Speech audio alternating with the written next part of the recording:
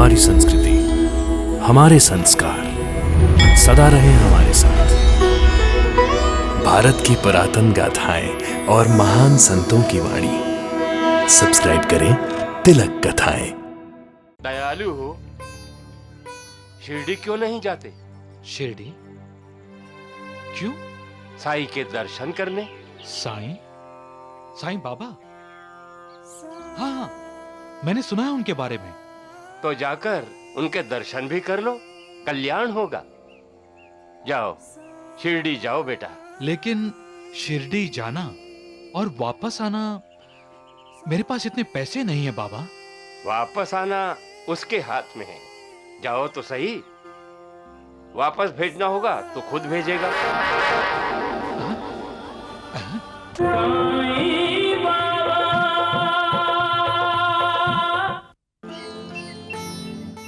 लीजिए।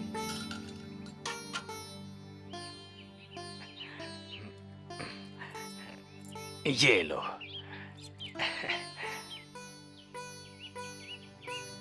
नाना साहब, ये सगुन नायक भी आप ही की तरह भाग्यशाली है। इन्हें साईं बाबा ने हैदराबाद से यहाँ बुलवाया है। अच्छा? नाना साहब, जब मैं हैदराबाद में था तो एक दिन मेरे घर के बाहर एक फकीर आ खड़ा हुआ। भिक्षाम देहि।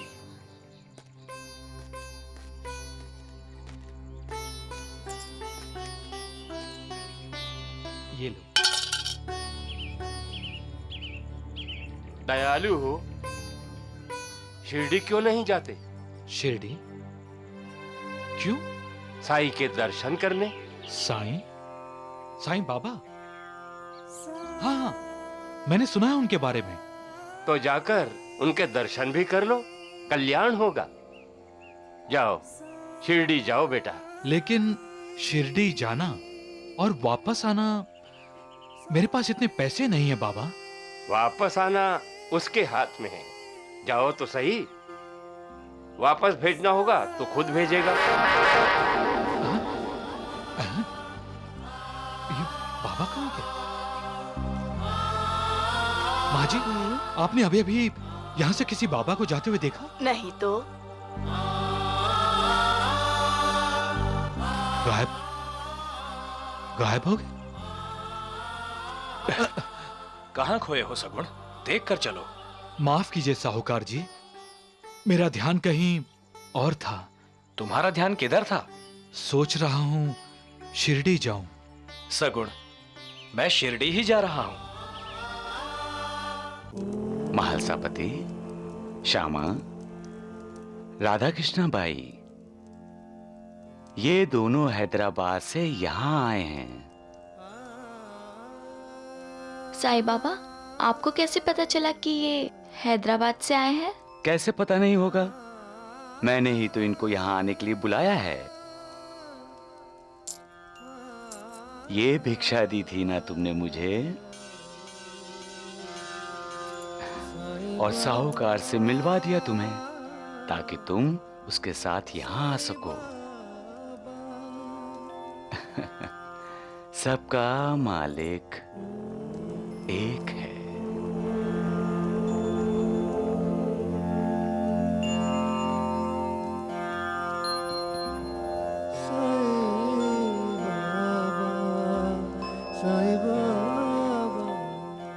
साईं बाबा, सगुन नायक को शिरडी से जाने की इजाजत दीजिए। कैसे इजाजत दूं?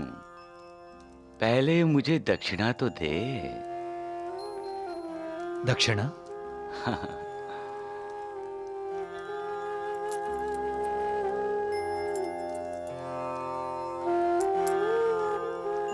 बस, और नहीं।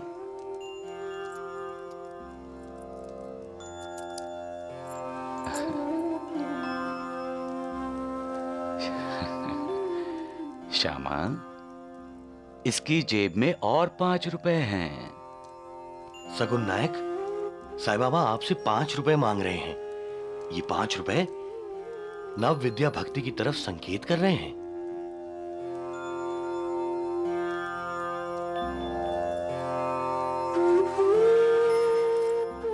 अल्लाह।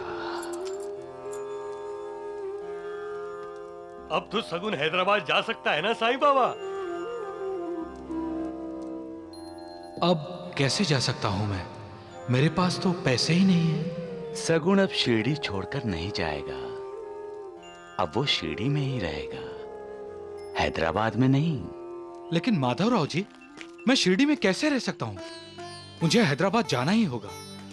आप भूल गए हैं सगुन, साईं बाबा ने आपको शिरडी से जाने की आज्ञा नहीं दी है। फिर भी मुझे जाना ही होगा।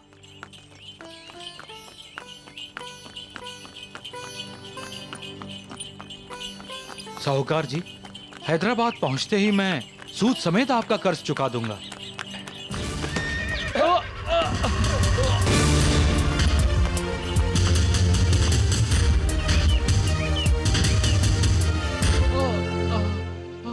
शगुन जी, ये दवा पी लो, तुम्हारा सर दर्द ठीक हो जाएगा।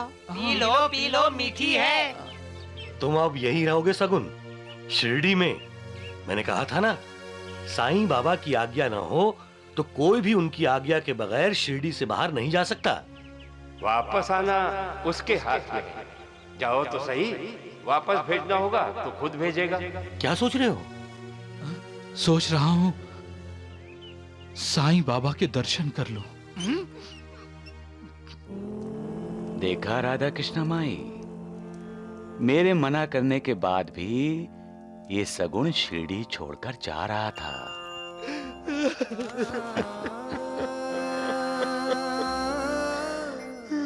उठो सगुन।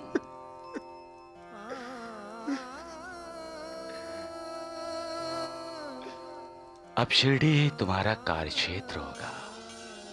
सगुन शिरडी में ही रहेगा? लेकिन वो यहां करेगा क्या? द्वारिका माई से बाहर जाने के बाद जो पहली चीज सगुन अपने हाथ में पकड़ेगा, उसी का ही व्यापार करेगा।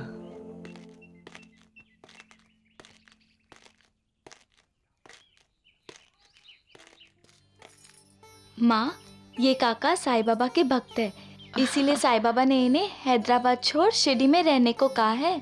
अच्छा, आइए आइए ना, अंदर आइए। आइए काका। आइए।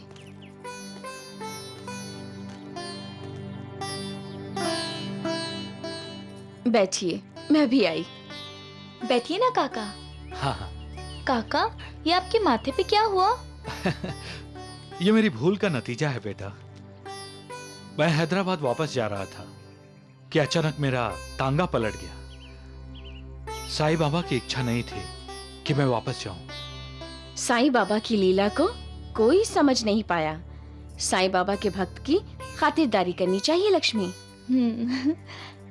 काका, चाय पीजिए। द्वारिका माई से बाहर जाने के बाद जो पहली चीज सगुन अपने हाथ में पकड़ेगा, उसी का ही व्यापार करेगा। चाय। सगुन नायक शिरडी में चाय की दुकान लगाएगा। चाय पिलाएगा सबको। जैसी बाबा की इच्छा। साईं बाबा के आशीर्वाद से बरकत ही बरकत है। अब सोच रहा हूं कुछ सालों बाद होटल का धंधा शुरू करूं, लेकिन साईं बाबा के आशीर्वाद के बाद।